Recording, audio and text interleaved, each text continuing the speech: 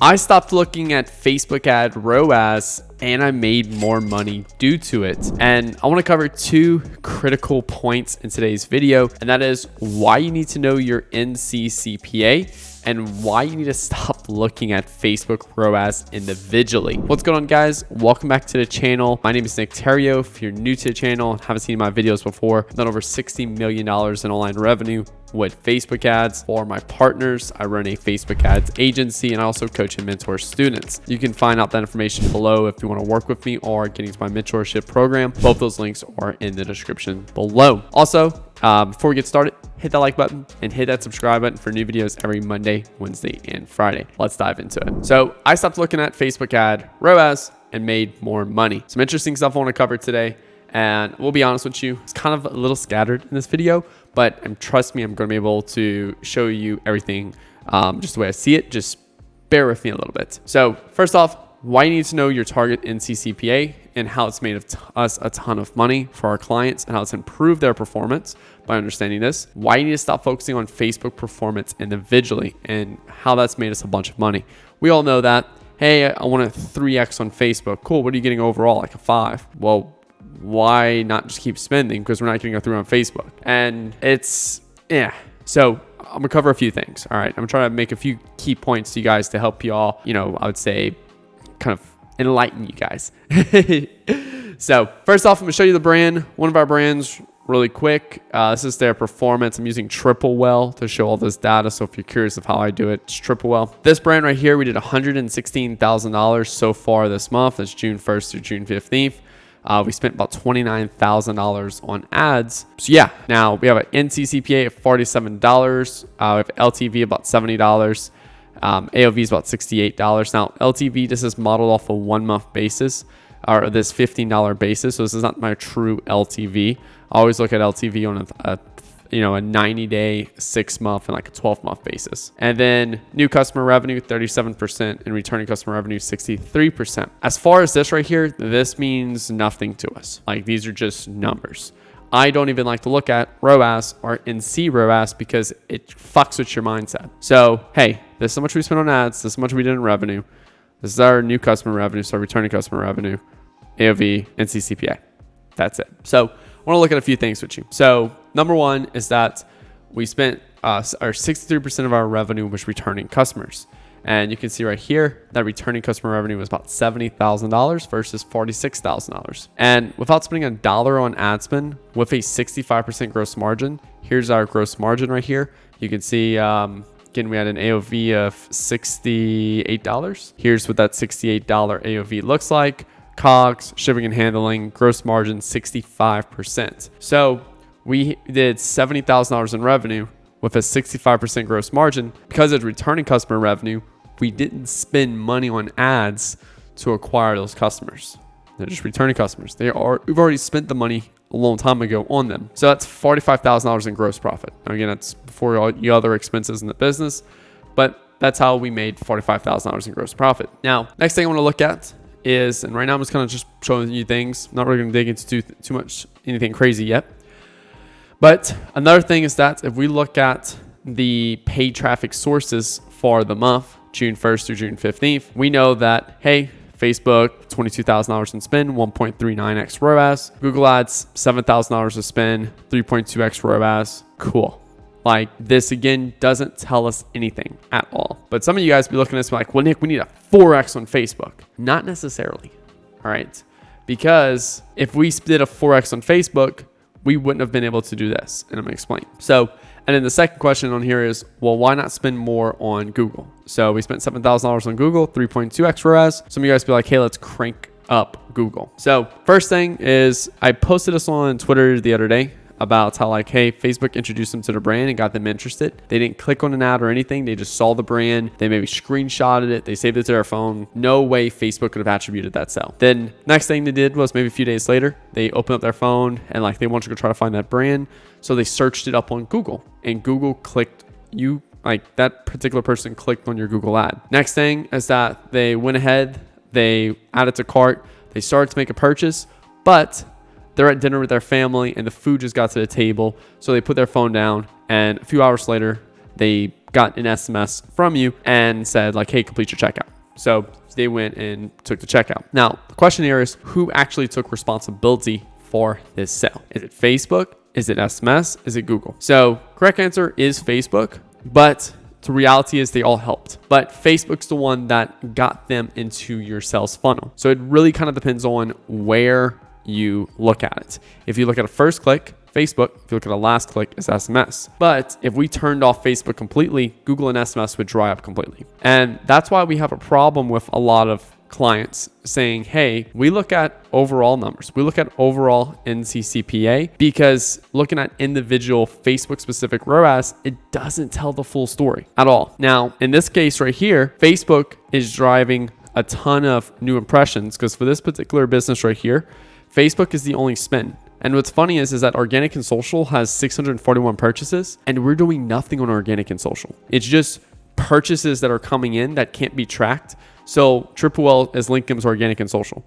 We're doing nothing on organic and social. Keep that in mind. And then Google Ads, all of our Google Ads is search branded keywords. So if someone types in this particular brand on Google, it'll show us it'll show them up first. But if they're just searching for our product, which would bring in new customers to the business, or not new customers, but like new first impressions, we're not doing that at all on Google. So Google's like basically a big ass retargeting campaign. Facebook's the only thing that's driving fresh impressions to the business. So, but if we were working with a client and he judges off performance, or she judges off performance on Facebook individually, we would technically look like a failure in this case, when in reality we're not.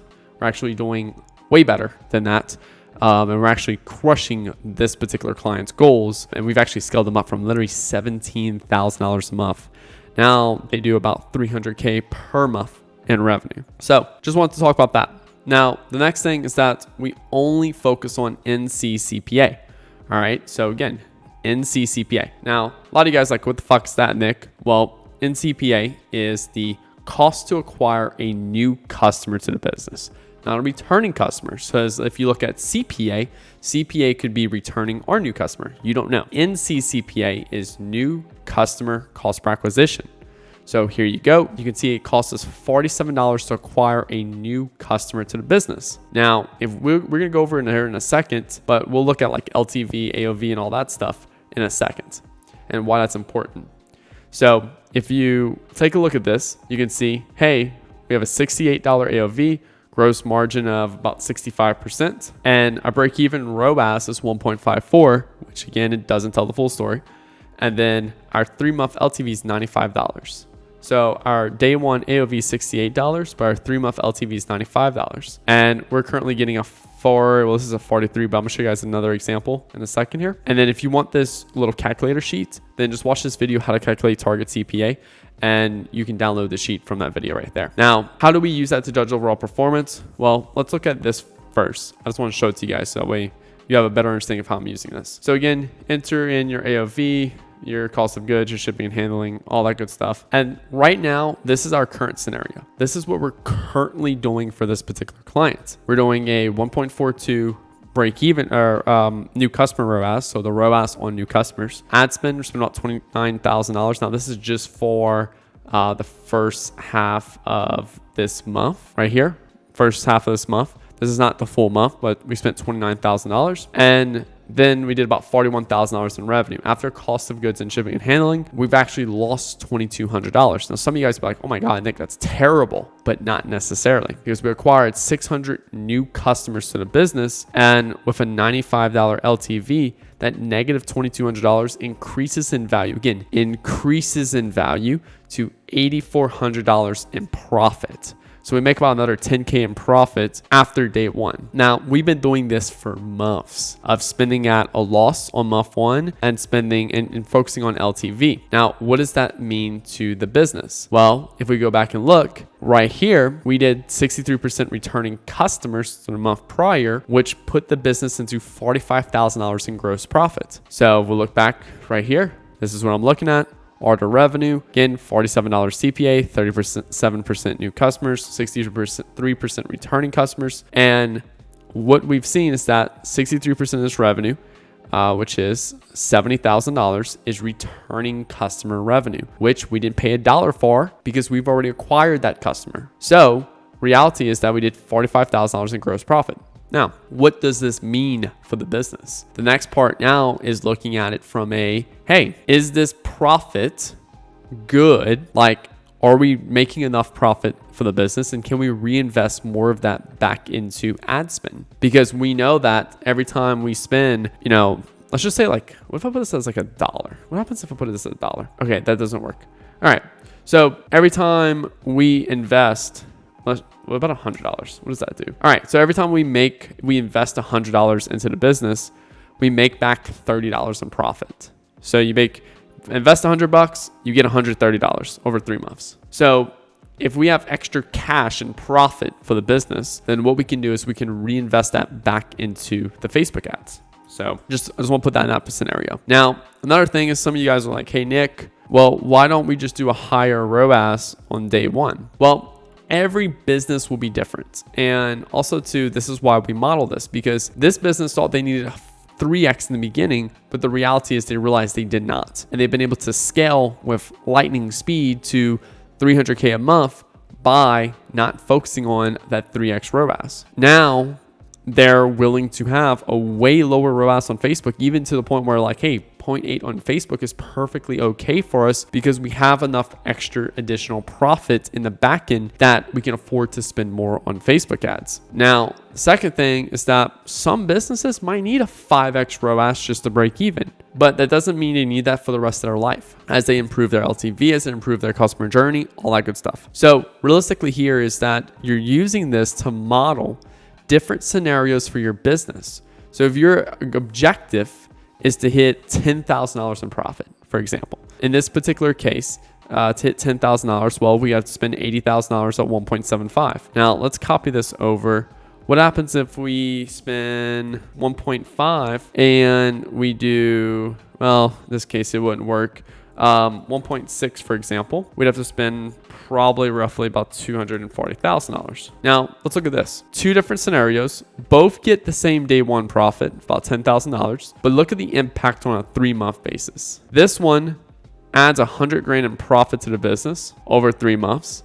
This one adds literally $40,000, a little under $40,000 in profit over the next 3 months. But if you're just like, hey, Nick, I need a 3x at $30,000 in spend, do $30,000. All right. The problem with this is, yes, look how good that looks, but it just might not be feasible for your particular product. This product right here is a supplement product and it has an AOV of about $68. Having a 3x on day one, unless you're selling like liquid gold, it's very difficult. So having a lower NCROAS and modeling out your LTV and modeling out everything based off an NCCPA. So this is the CPA target that you need to specifically hit to model this. So for us, we needed a $47 NCCPA, which is what we're currently doing for this brand. And just to put back over it right here. So that's one thing to look at. Now, I know that might be a little crazy, but I can literally do a full hour on this. So, and this is something that we do a lot with a lot of our clients, education on. Now, next thing is, how do we use NCCPA to judge overall performance? So this is going to be talking more about when we leverage it and also to how we judge the success of ads for the business. And quick stop, make sure if you don't know how to run my ad account, make sure to go watch these 2 videos, only if you do not know how I run our ad account. If you already know how we run our ad accounts with single campaign, testing DCTs and a CBO setup, then you don't need to watch these. But if you do, then don't worry about it. Now, first off, here's our main campaign inside of one of our accounts. You see May 13th through May 15th. That's just what it is. All right. Now let's look at the same time period for Triple Well and looking at things like other stuff like NCCPA, net profit, ads, stuff like that. You can see we had a $39 NCCPA. You can also see net profit as well. Now, same time frame or different time frame, a couple days later, when we found a new winning DCT, you can see it's a $29 cost per purchase. And then we have a $28 cost per purchase and the one getting the most spend. So it actually has a worse cost per acquisition for this business. And if we were purely just looking at Facebook, we would think this is a failure. But by looking at overall NCCPA for the business, we drove it down from like what, 39 to 38 or 39 to $31. We spent slightly more on ads and we've like almost tripled profit for the business. So that's why we look at NCCPA when we're judging the success of any ad sets that take off. Again, ad sets that take off, because in order to create a large impact on NCCPA, it needs to spend more than our main ad set. So that's another thing. And then last point to cover is why not go for a really low NCCPA? We know if we go for a really low NCCPA. So for example, this one right here, if we get a $22 NCCPA on a $68 AOV, we could do like crazy amounts of cash. The reason why we don't do it is because it slows down your scaling speed. The faster you can acquire customers, the more money you can make on the back end. And the more you can make on the back end, the more money you can spend to acquire a customer. And the one who can spend the most to acquire a customer wins in the long run. So your objective is to understand to dial in all of these things, which will allow you to scale faster. If you don't need a 5x ROAS on a $50 AOV, which is super unrealistic, and you can afford a 1.5, you can scale significantly faster. Now, when you have all these customers, you can monetize them and make all your profit in the back end. It's just a different way to look at things to build a business. Now, a few action items for you. Get Triple so you can see like your NCCPA or any other tool that allows you to see like your NCCPA. Download the CPA calculator taught in this specific lesson. Model out different scenarios for your business. Determine new winning ads on Facebook by impact on NCCPA. So when you have an ad set that takes off in your main campaign is getting all the spend, how does your overall NCCPA for the business look? Make sure you survey existing customers to determine what new products they want and problems they had with their first purchase. So on top of improving LTV, you also want to improve your first purchase, because if your first purchase they're having a really bad experience, you can put endless amounts of products in front of them after, but they will not buy from you again. And then next thing is improve the customer experience, improve your product, launch new products, like do all that good stuff. So hope you guys understood this video. I know it's kind of a little over the place. It was kind of a last minute video I just put together because it's something that I really wanted to touch on. I'm happy to do another video around this, answering some questions in the comments below. So make sure you drop any comments below. Happy to help. And yeah, guys, thank you guys so much for watching. Hit that like button, hit that subscribe button for new videos every Monday, Wednesday, and Friday. And I'll talk to you guys later. Peace out.